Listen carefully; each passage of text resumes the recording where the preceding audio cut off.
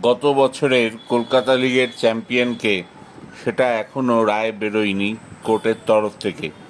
মুখে প্রকাশ না করলেও এই নিয়ে কিছুটা ক্ষোভ রয়েছে ইস্টবেঙ্গলের অন্দরে। এবার সব দলের মধ্যে ইস্টবেঙ্গল সবচেয়ে আগে অনুশীলনে নেমেছে। এবার শুরু থেকেই কলকাতা লিগ চ্যাম্পিয়ন হতে মরিয়া লাল হলুদ। দলে বেশ কয়েকজন নতুন ফুটবলারও যোগ দিয়েছেন। বাংলা দলের তারকাদের কয়েকজন দলে এসেছেন, সঙ্গে কেরালাইট ব্রিগেড রয়েছে। ফলে কলকাতা লিগের আন্দাজে দারুণ দল গড়া হয়েছে লাল হলুদে।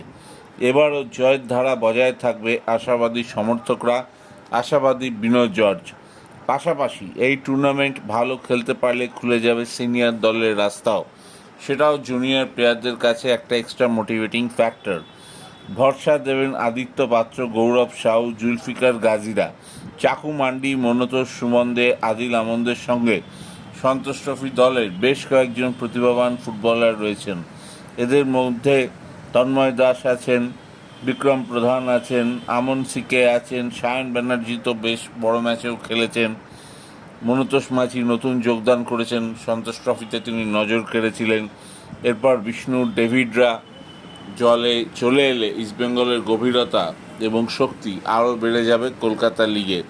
তবে মোহনবাগান ডুরান্ড কাপে খেলবে না এটা মোটামুটি নিশ্চিত, কিন্তু ইস্টবেঙ্গল ডুরান্ড কাপে খেলবে এটা তারা সাফ জানিয়ে দিয়েছে। খবর ভালো লেগে থাকলে প্লিজ সাবস্ক্রাইব।